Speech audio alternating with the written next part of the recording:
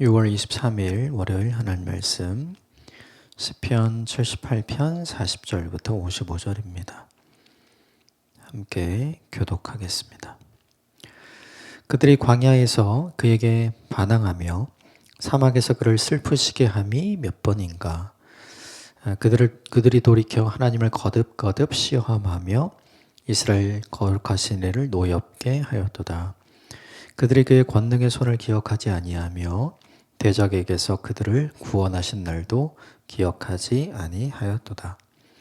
그때 하나님이 애굽에서 그의 표적들을 소환들에서 그의 징조들을 나타내사 그들과 강과 시내를 피로 변하여 그들로 마실 수 없게 하시며 쇠파리 떼를 그들에게 보내어 그들을 물게 하시고 개구리를 보내어 해하게 하셨으며 그들의 토산물은 황충에게 주었고 그들이 수고한 것을 메뚜기에게 주었으며 그들의 포도나무를 우박으로 그들의 뽕나무를 서리로 죽이셨으며 그들의 가축을 우박에 그들의 양떼를 번갯불에 넘기셨으며 그의 맹렬한 노여움과 진노와 분노와 고난 곧 재앙의 천사들을 그들에게 내려 보내셨으며 그는 진노로 길을 닦으사 그의 목숨이 죽음을 면하지 못하게 하시고 그들의 생명을 전염병에 붙이셨으며 애굽에서 모든 장자 곧 함의 장막에 있는 그들의 기력에 처음 것을 치셨으나 그가 자기 백성은 양같이 인도하여 내시고 광야에서 양떼같이 지도하셨도다. 그들을 안전히 인도하시니 그들은 두려움이 없었으나 그들의 원수는 바다에 빠졌도다. 그들은 그의 성소의 영역 곧 그의 오른손으로 만드신 산으로 인도하시고 또 나라를 그들의 앞에서 쫓아내시며 줄을 쳐서 그들의 소유를 분배하시고 이스라엘 자손 지파들이 그들의 장막에서 살게 하셨도다. 아멘. 이것은 하나님의 말씀입니다. 시편 78편을 계속 저희 묵상하고 있는데 시편 78편의 배경은 북이스라엘의 멸망 후에 남겨진 유다 백성들에게 주께서 말씀하시는 교훈이었죠. 하나님을 기억해야 한다 있었고 그 하나님을 다음 세대에게 잘 가르쳐 주어야 한다. 그래야 북이스라엘이 패망한 것처럼 남유다가 패망하지 않을 수 있기 때문이었죠. 그래서 그 이야기가 계속해서 반복되고 오늘도 그 하나님을 어떻게 기억해야 되는지 무엇을 기억해야 되는지에 대한 내용이 나옵니다. 몇 가지만 좀 보면 먼저 40절부터 42절 같이 읽겠습니다. 시작. 그들이 광야에서 그에게 반항하며 사막에서 그를 슬프시게 함이 몇 번인가. 그들이 돌이켜 하나님을 거듭거듭 시험하며 이스라엘 거룩하신 이를 노엽게 하였도다. 그들이 그의 권능의 손을 기억하지 아니하며 대적에게서 그들을 구원하신 날도 기억하지 아니하였도다. 그 출애굽한 이스라엘 백성들이 광야를 지나면서 그들이 했던 일들이 무엇인지를 본문에서 나열하고 있죠. 크게 네 가지가 나오는데 40절에 하나님께 반항하는 거, 두 번째 하나님을 슬프게 하는 거, 세 번째 거듭거듭 하나님을 시험한 거, 네 번째 하나님을 노엽게 한 거. 이 네 가지가 이스라엘 백성 출애굽 이스라엘 백성의 광야 여정에서 계속해서 있었던 거죠. 그렇죠. 우리가 내용은 다 알죠. 근데 그 이유가 뭐냐 하면 42절 보면 하나님을 기억하지 않아서인 거죠. 되게 중요한 게 있어요. 광야 생활을 하는 동안은 늘 하나님을 기억하지 않을 수가 없었어요. 왜냐하면 날마다 그들을 인도하시는 구름 기둥, 그들을 보호하시는 불 기둥이 날마다 있었죠. 그리고 그들이 아침마다 그리고 저녁에 그들에게 먹을 것을 주시는 하나님, 만나를 주시고 메추라기를 주시는 하나님을 경험하죠. 그리고 때때로 이제 오아시스를 발견하지 못했을 때 물을 주시는 하나님, 반석에서 물을 흐르게 해서 마시게 하시는 하나님을 경험하죠. 그리고 그 40년의 기간 동안에 이스라엘 백성들의 가축들을 보호하시는 하나님을 경험하죠. 그래서 이스라엘 백성들의 이제 신발이 또 의복이 닳지 않도록 만들어 주시는 하나님의 은혜가 있었어요. 그러니까 광야지만 하나님 때문에 괜찮았거든요. 그리고 광야지만 자기들이 괜찮을 수 있었던 이유는 하나님이 함께 계셔서 하나님이 우리의 인도자가 되시고 하나님이 우리의 보호자가 되시고 하나님이 우리의 공급자가 되어주셨기 때문에, 그러니까 부인할 수 없는 하나님을 기억할 수 있는 장치들이 널려 있는 거죠. 그런데 오늘 본문을 보면 그들은 하나님을 기억하지 아니하였다. 그러니까 하나님을 기억 못한 게 아니에요. 기억 못할 수가 없는 거죠. 매일매일 경험하니까. 그런데 그들은 하나님을 기억 못하는 게 아니라 하나님을 기억하지 않는 거예요. 이게 되게 중요합니다. 우리도 우리 일상을 살아보면 보이지 않는 하나님의 은혜가 날마다 우리에게 있잖아요. 생각해보고 뒤돌아보면 그게 주님의 은혜였구나. 그게 주님의 함께하심이었구나. 그게 주님의 인도하심이었구나. 그게 주님의 돌보심이었고 그게 주님의 공급하심이었구나. 이렇게 깨달아지는 게 있잖아요. 그러니까 우리도 우리 인생을 돌아보면 하나님을 기억할 수 있는 여러 가지 것들이 있어요. 그런데 우리가 그렇게 하지 못하는 이유는 뭐냐면 우리가 그걸 안 하는 거죠. 그러니까 이 본문의 사람들과 우리랑 약간 비슷하기는 해요. 그래서 우리가 적용해야 될 것이 뭐냐면 하나님을 기억할 수 있는 것들을 계속해서 찾고 만들어야 되는 거. 이게 우리에게 굉장히 중요한 거죠. 만약에 그렇지 않다면 우리도 이 본문 속에 4가지 일을 계속해서 할 수 있어요. 하나님과는 반대로 가려고 하고, 또 하나님을 슬프게 만들기도 하고, 또 하나님을 시험하기도 하고, 또 하나님을 분노하게 하는 이런 이게 여기 나오는 모든 게 다 사춘기 아이들이잖아요. 사춘기 아이들이 하는 짓. 신앙의 사춘기를 여전히 보내고 있는 우리의 모습이 아닌가. 부모는 그 사춘기가 언제 끝나나 늘 기다리잖아요. 하나님도 마찬가지겠죠. 우리의 영적인 사춘기를 언제 끝나나 기다리시겠죠. 이걸 하기 위해 우리에게 필요한 게 뭐냐면 그 하나님을 기억하는 장치를 만드는 거예요. 뭐 여러 가지가 있겠죠. 제일 좋은 게 이제 우리가 사용하는 퀴즈 책자인 것 같아요. 날마다 하나님의 말씀을 읽고 묵상하면서 내게 주신 말씀이 무엇인지를 체크하고 또 그 말씀 때문에 내게 깨닫게 하신 것이 무엇인지, 내게 도전한 것이 무엇인지, 그래서 내가 오늘 하루 실천하려고 하는 것이 무엇인지 그런 게 적혀 있는, 하나님을 잊어버릴 수 없는 그런 장치, 이런 것들을 만드는 게 우리에게 너무 중요하다라는 생각을 합니다. 결국 하나님을 기억하지 못하는 사람을 하나님께 어떻게 다루시는가를 43절부터 51절까지 쭉 이야기하는데, 요거는 출애굽하는 과정에서 애굽에게 하나님께서 내리신 10가지의 재앙을 쭉 순차적으로 이야기를 해요.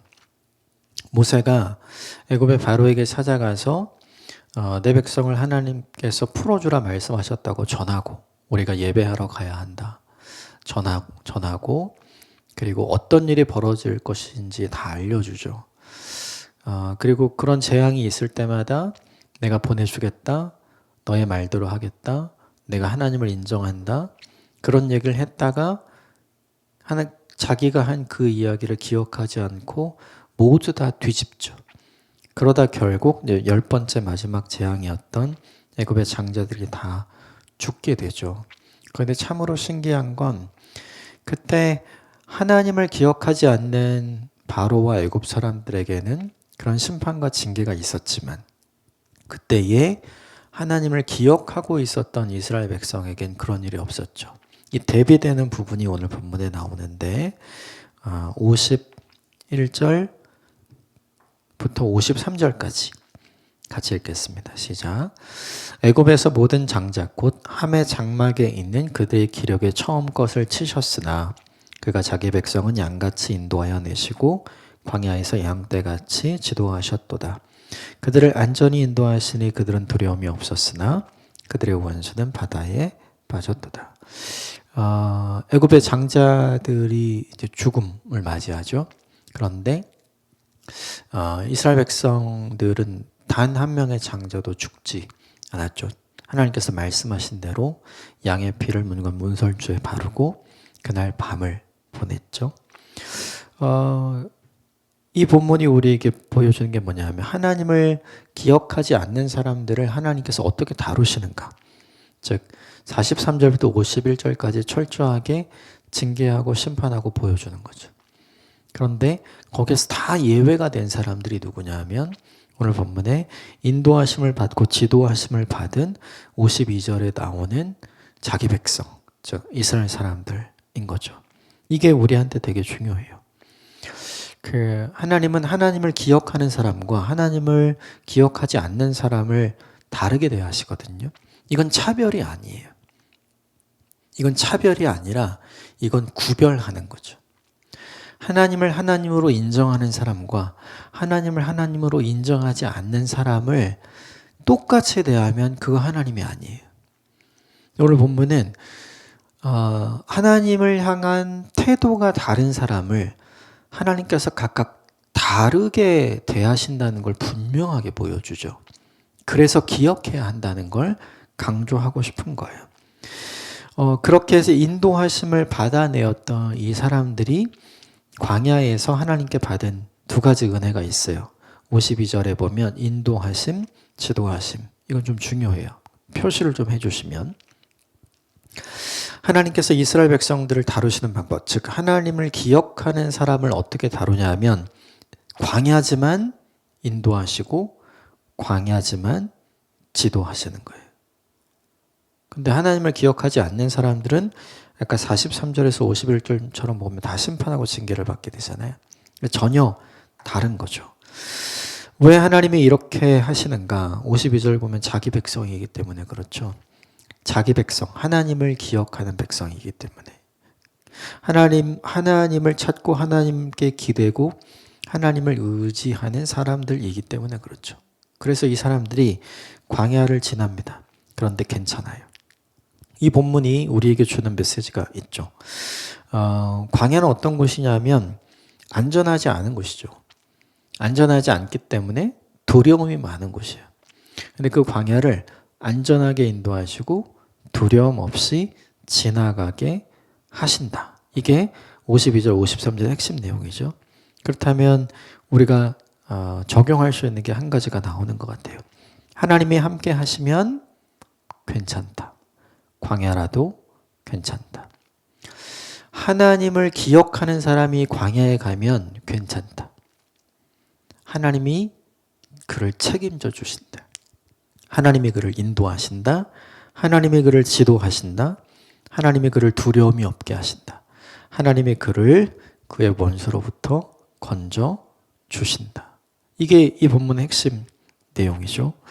그래서 이렇게 정리할 수 있을 것 같아요. 광야가 어떤 곳인가?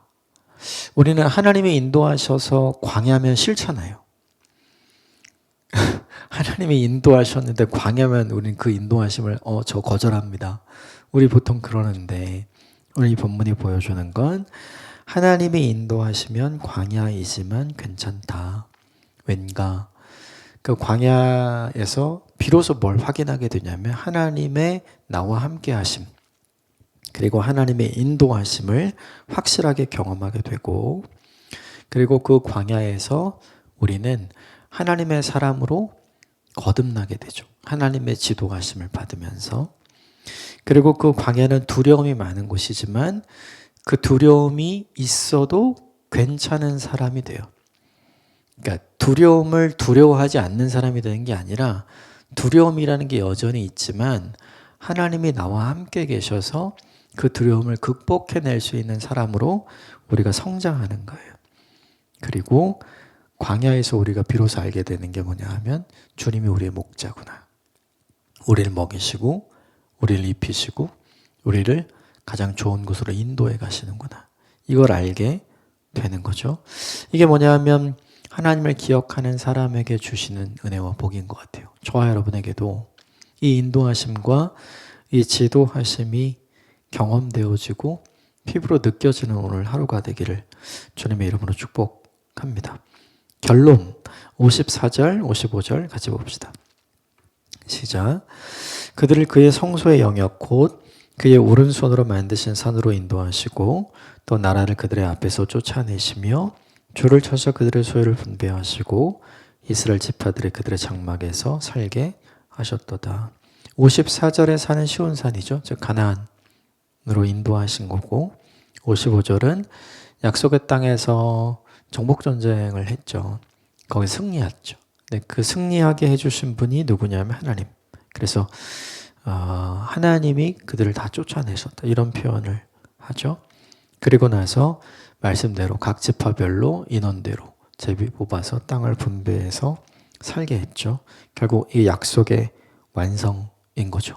하나님은 하나님의 인도와 지도를 받는 사람이 광야를 통과하게 되면 반드시 그에게 약속하신 약속을 이루게 하신다는 사실을 보여주는 거예요.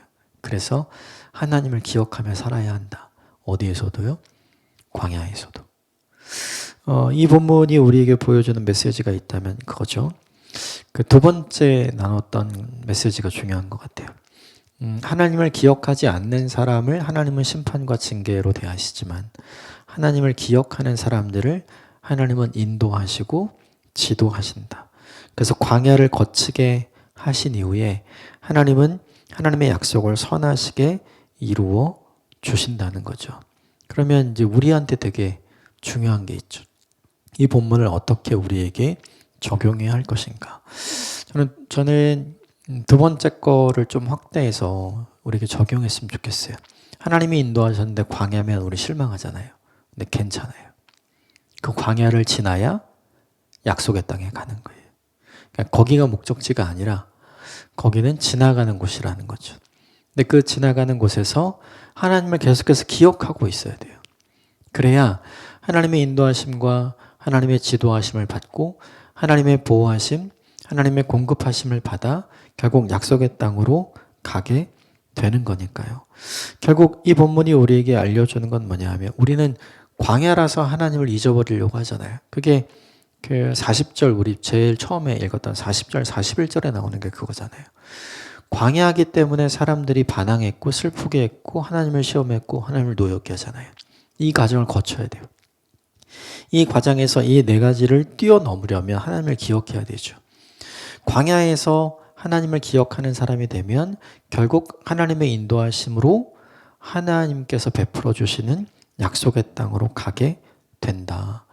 우리가 지금 어디에 와 있는가를 봐야죠. 이미 약속의 땅에 들어간 사람이 있을까요? 없죠.